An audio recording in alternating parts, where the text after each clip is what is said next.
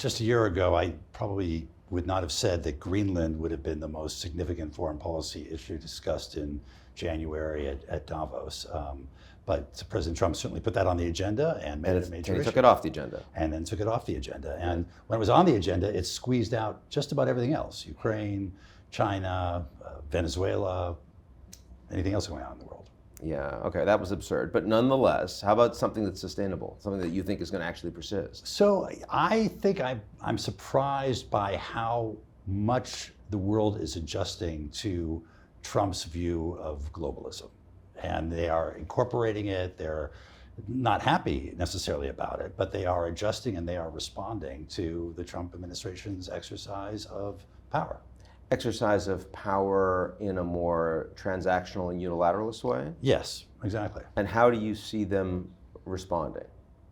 Well, I think right now Iran responding by engaging further in negotiations with the U.S. with the threat of further military action. Even if you look back at the trade wars of 2025, U.S. imposing very significant tariffs on the rest of the world, then as a starting point for negotiation. But the rest of the world, with the exception of China and maybe a little bit Canada, didn't retaliate, sort of adjusted to it. And I found that they were more concerned about the relative tariff rates than they were about the absolute rate. So Malaysia cared a lot about not having a significantly higher rate than Vietnam. Which is a fair thing for them to be concerned Absolutely, about, right? Absolutely. Yeah. But I think, had you asked me a year and a half ago, I would have said, if the U.S. imposes somewhere between 10 and 50% tariffs on other countries, we're likely to face a lot of retaliation.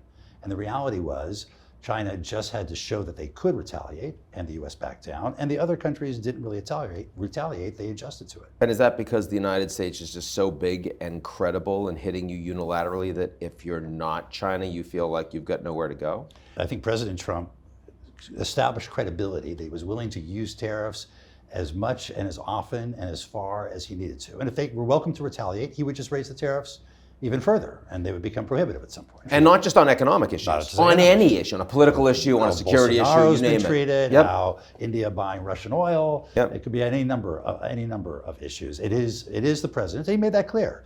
Is in his words, the most beautiful word in the English dictionary, and a tool that he can use for just about any purpose, because it's easy to ratchet up and ratchet down. You don't have to think about going through dispute settlement processes and getting an outcome from the World Trade Organization or from some panel of experts. You just ratchet it up or ratchet it down as you see fit. Now the question is, to your point, long term, what are the ramifications of this?